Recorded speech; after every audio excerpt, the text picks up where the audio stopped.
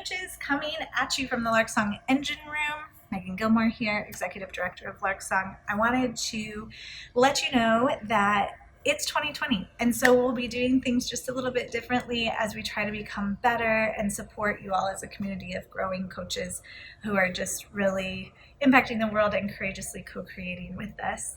Our theme for the year, our theme for 2020 is Numinous Leadership. Look it up. Numinous is a super cool word, but we basically want to become more skillful, more gracious in how we demonstrate leadership and also how we train others in leadership. One way of doing this is by asking you as a growing community what you need. So you'll be getting a survey from me and the rest of the Lark Song team asking you to give some feedback about your experience in the collab, what you appreciate, what you'd like to see more of or less of, and hopefully we can start making some of those changes with this really great new way of connecting with you and continuing to encourage you. The first thing that we're going to focus on this year is the PERMA+ME model of well-being, and giving you some just very initial resources to use so that you can start to understand the science of well-being a bit more. We'll also be looking in the future at neuroscience and well-being, so what's happening in your brain, what's happening in someone's brain as they're being coached and as they're transforming and changing. And we want to be able to provide you with all the tools you need to continue your development as a coach in the larger coaching arena in the global sphere. So there are a lot of resources that we have waiting and coming for you. I know you've been waiting for them. We're really excited about that. So today, though, PERMA+ME.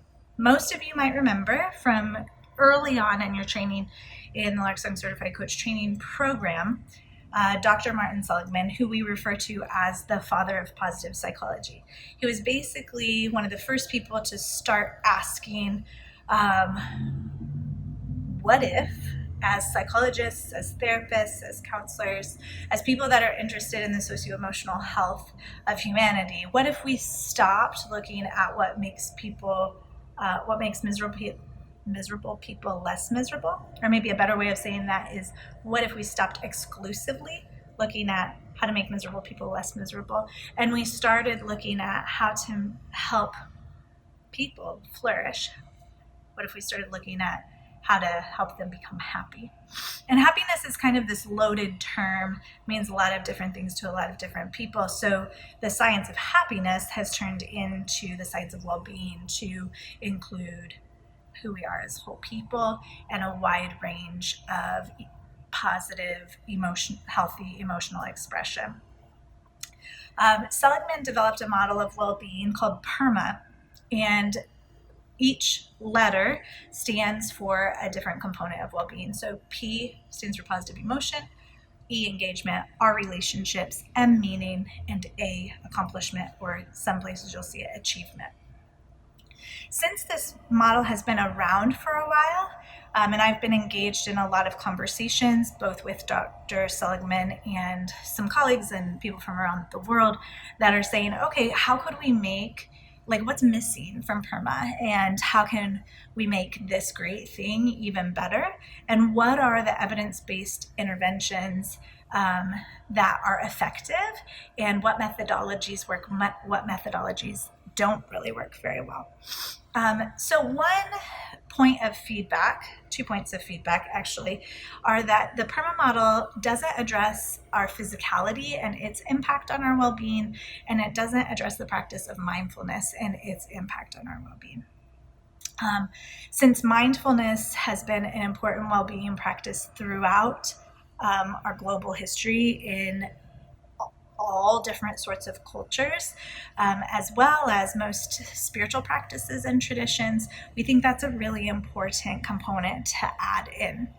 The other piece, our physicality, we call embodiment. So in order to make sure that everybody can be well, we're not putting rules around nutrition or fitness or exercise or things that your body should be in order to be well. Instead, embodiment looks at what is my body saying it needs in this moment, in this era.